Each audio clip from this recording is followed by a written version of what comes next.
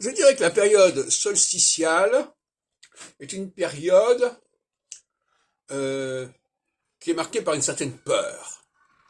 La peur de l'équinoxialité.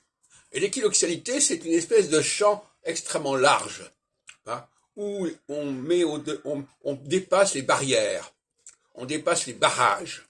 Et donc, la peur, la résistance, c'est un problème de peur. Hein. Je ne veux peut-être pas de provocation, mais la résistance française, c'était avant tout la peur de l'Empire allemand. La peur d'être intégré, d'être englobé dans un processus beaucoup plus général.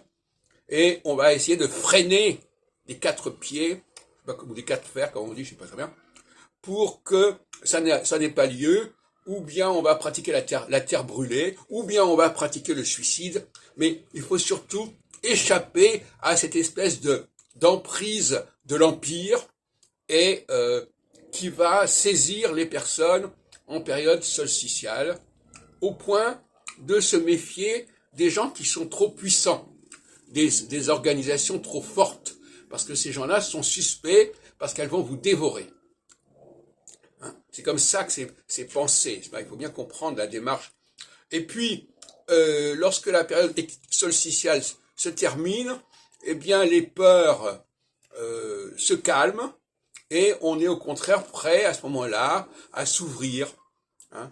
On est passé de la fermeture solsticiale à l'ouverture équinoxiale et ça aboutit, par exemple, au lendemain de la résistance française au lancement de la communauté européenne, englobant, comme par hasard, l'Allemagne, etc., etc. Donc, il y a constamment des espèces de revirements qu'on pourrait expliquer par là.